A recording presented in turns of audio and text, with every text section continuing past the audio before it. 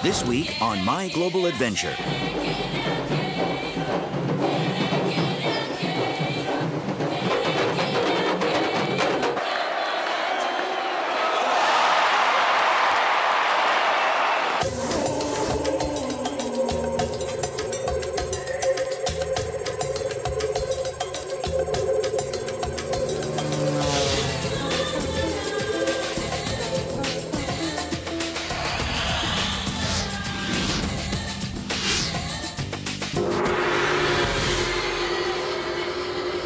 We are in Argentina at last, on the last third of our journey.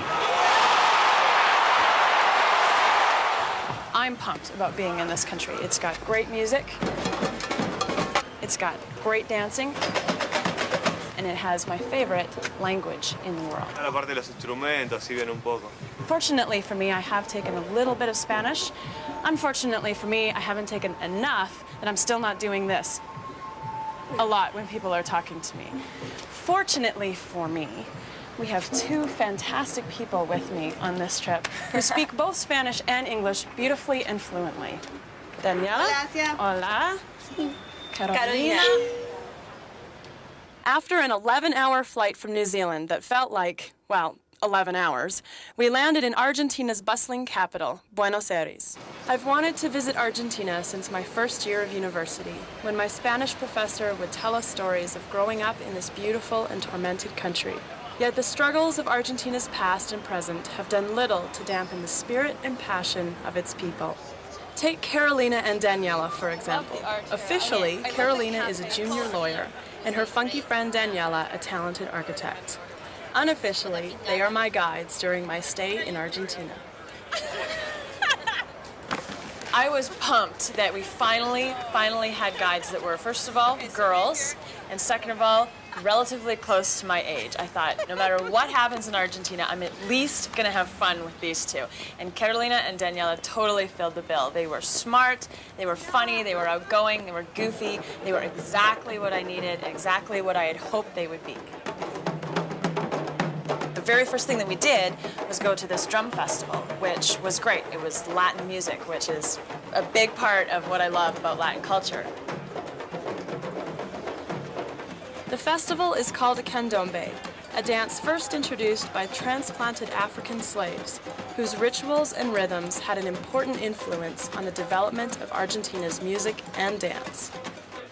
But before the festivities begin, Carolina and Daniela take me to meet one of the organizers, a drum maker and collector named Quintin, who lives and works on the street where the festival will take place.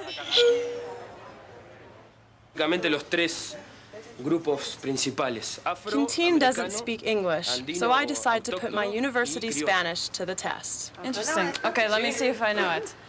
This is the place where they meet to participate in sharing drum music on the street. There's three groups: the Africans that came here long ago, right? Locals. Yes. And the Creole kind of mixture. Creole. Of the two, right? Yes, Is that right? Everything. Yes! As it turns out, my Spanish isn't as rusty as I expect. But to be honest, I think it's Quintin's passion for drum music that makes him so easy to understand. Quintin tells us that candombe rhythm is created when three different drums come together.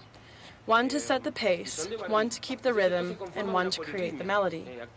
As he describes each instrument, his eyes get bright and he talks quickly, like a child showing off Christmas gifts. This guy breathes passion.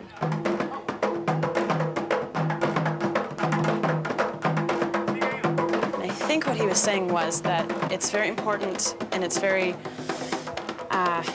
good for him as a musician and for everyone as musicians to be able to come together and learn from each other and to remember that we've been here for hundreds of years and they've survived all kinds of wars, and this year, you know, despite all of this trouble and all of this history, they've managed to be able to come together and still learn together and still live and perform in harmony.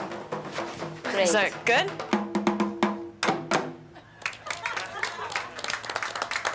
It's soon time for Quintin to take his drums to the streets, along with many other players who have gathered, to share diverse musical origins, styles, and techniques. While there is a definite African influence here, Latin rhythms wrap the music like a cloth, as bright and vibrant as the costumes of the performers. As they're walking by, you get a good close look at the drums, and their hands are literally already sort of swollen and red from going. They've only gone down the street a couple of times. I think they're going to do this for hours. I don't envy them at all, but I'm definitely enjoying what they're doing. Coming up on My Global Adventure. We should be over in the red side, because that's her team, but we're in the blue side, so we're behind enemy lines.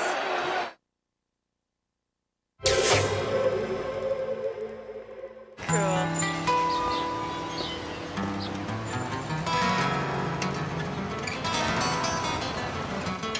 Day 158. While I'm looking forward to attending my first Latin American soccer game this evening, I'm also excited about what this afternoon has in store for us. Daniela and I are about to meet an artist unique not only to Argentina, but to the world. Juan Carlos Payeros is a sixth-generation silversmith whose studio is the only one in the world where silver pieces are still created totally by hand. Silver is the door that connects him to art, to the past, and to the history of his family. The silver coffin of Argentina's most famous First Lady, Eva Perón, was designed by Juan's father.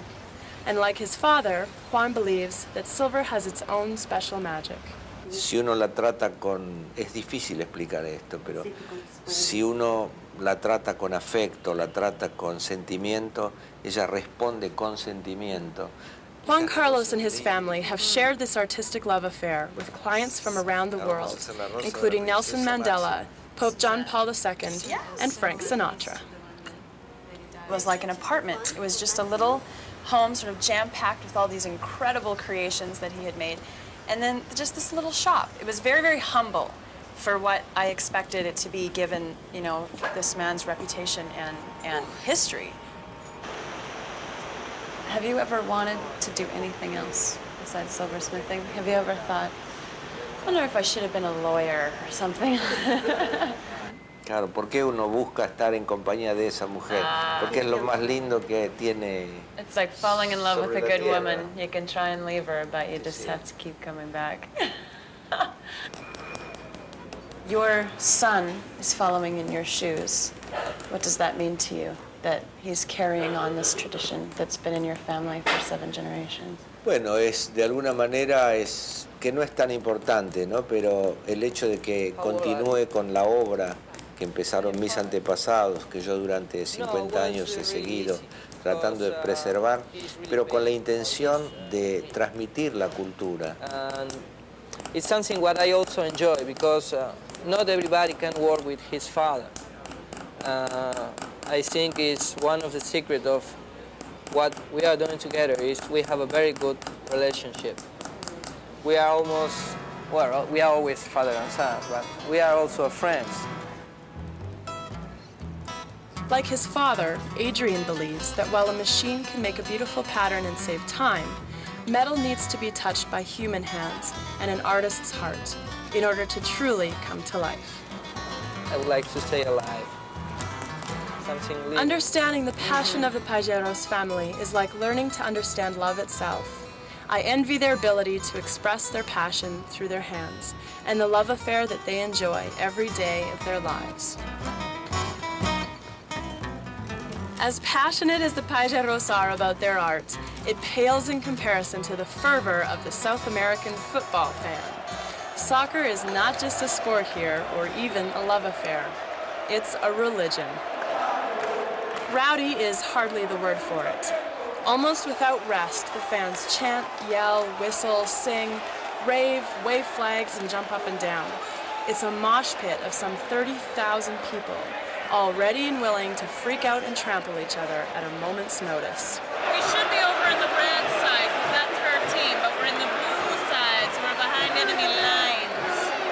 I'll cheer for your team, too. We'll go down together. Daniela and Carolina were both so worried about our safety at this game that they'd actually given us this list that had rules of conduct while we were at this game. Things like, we're going to be sitting in Racing's section, So don't cheer for anybody but Racine or you're gonna die. No wearing either of the team colors. Try not to speak English too loud because the people around you will realize you're foreign. Be upset that you're there and their buddies aren't. You know, all kinds of these sort of strange restrictive rules. But, you know, when we got there, we got caught up in the passion of it all. We just cheered when everyone else cheered. It didn't bother us any.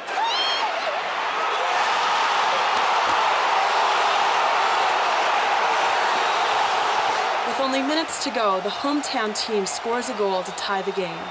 Even though the level we're on is made of concrete, we can feel the whole platform rock with the rhythm of thousands of cheering fans.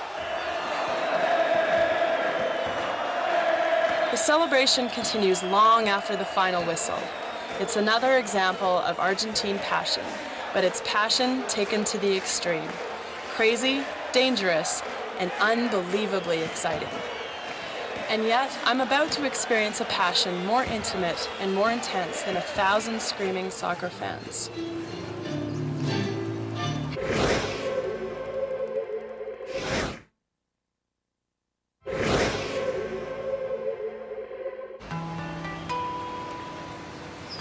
Day 159. With the roar of ardent soccer fans still ringing in my ears, I'm about to experience Argentine passion of another kind, thanks to the My Global Adventure web audience.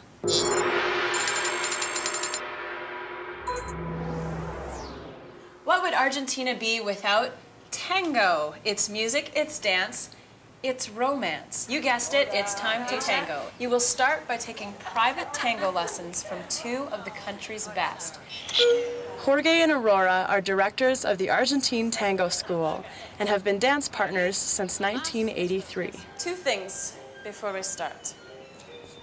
First, the only time I've ever taken dancing, I always try to lead. Okay. So he needs to be very strong. Yeah, he's strong. Okay, good. Don't worry. Okay, good. And I forget the second one, so I guess it's not that important. Yeah. So we can get started. Anybody who knows me knows that dancing is not my forte because rhythm is not my forte. So I was a little bit worried, especially because the tango is complicated. And on top of that, the Argentinian tango is different, and it's actually more difficult than a regular tango. I watched Aurora and Jorge do it like butter, and I thought, I'm never gonna be able to do that. That's basic? Wow.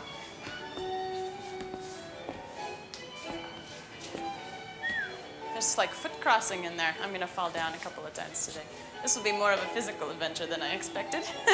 The word tango has the same African roots as the candombe celebrated in Quintin's drum festival. But the music and dance that bears its name was born in the brothels of Buenos Aires little more than a century ago. The French modified it into a more sophisticated dance, but the Argentine version remains as passionate and sexy as my own private dance instructors. At first, it takes 3 to tango as Aurora and Jorge walk me through the basic steps. Then it's my turn to try the real thing.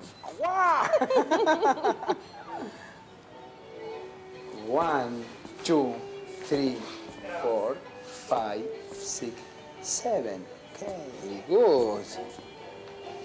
1. Sorpresa!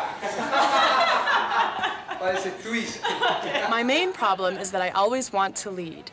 But every time I try to take over, Jorge gently insists that I put my trust in him.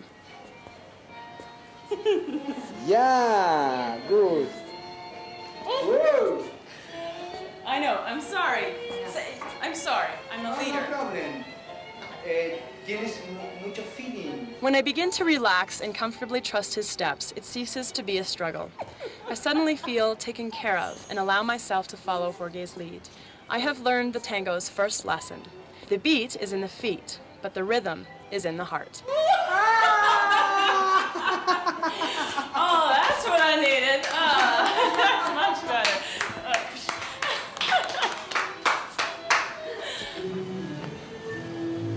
The second lesson I learned is if you don't fall in love dancing the tango, you've missed the point. As Aurora and Jorge explain, Argentina's tango only happens in the presence of passion.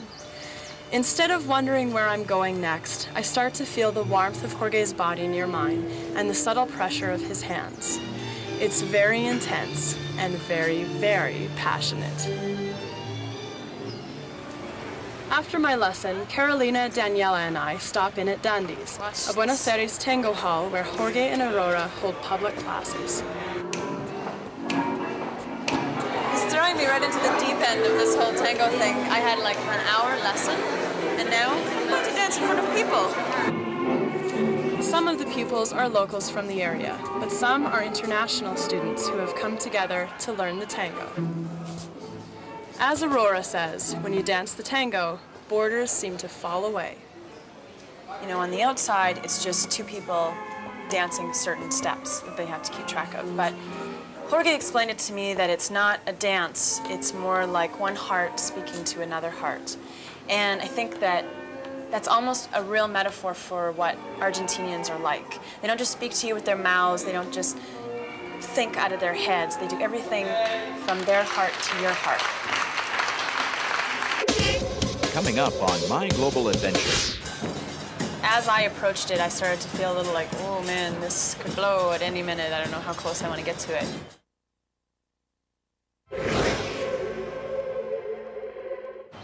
Day 160. Here in the famous Plaza de Mayo, preparations are being made for an event that has become a symbol for courage and human rights activism around the world. In the center of the square, a pyramid is being built, pieced together with photographs of some 30,000 who disappeared during Argentina's military regime of the 1970s and early 80s. Mothers and fathers, sons and daughters, gone forever.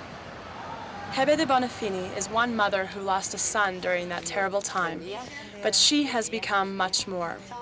She is president of Las Madres de la Plaza de Mayo, also known as the Mothers of the Disappeared, and one of the leading human rights activists in the world. Las Madres began as a group of grieving mothers in search of their lost children. Dressed in black and wearing handkerchiefs bearing the names of their sons and daughters, they marched around the Plaza de Mayo demanding information and justice. What they got was resistance and persecution, which only made them more committed to their cause. 30 years later, they are still marching, wearing their handkerchiefs as a symbol of their determination to keep the memory of their children alive. As Hebe herself says, they have become mothers to all who have suffered injustice. They will not give up. They will not give up this work. Take care of the sons wherever they are. Always. It's like Not to leave them alone. a courage only a mother could understand.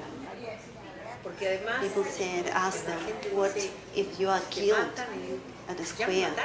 And she answered that she was already killed when she was taken away her son.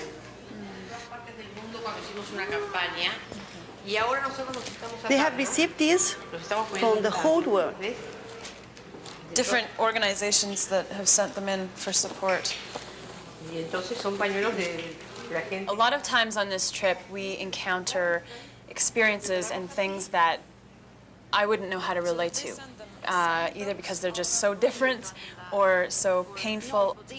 Meeting Hebe de Bonafini was one of those experiences. Here is a group of mothers who have been fighting for decades, with no response other than a negative response. They've thrown in jail, had been gassed, been, kicked out of places, been rejected even by the people that should be supporting them. It's something that, I mean, oh my God, that would never happen in Canada, knock on wood. But how do you relate to that? How do you relate to that as an entire experience?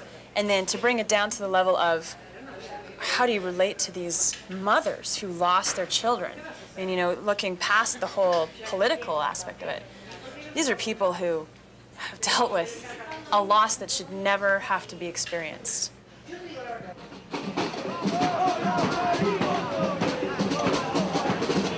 The sun has set by the time I return to Plaza de Mayo with Carolina.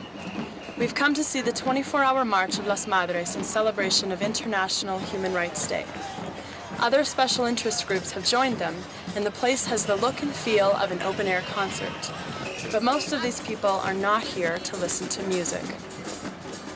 I thought, here it is, dark, police, gates, okay, this isn't going to be, your average barbecue getting together, and it wasn't. It was a mood of celebration and of togetherness with these people, but for a very different purpose, for the purpose of yet again sort of yelling out into the silence, where are these children, what happened to these people?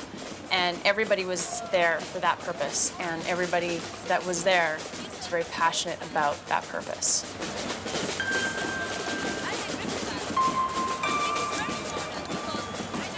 As I approached it, I started to feel a little like, oh man, this could blow at any minute. I don't know how close I want to get to it.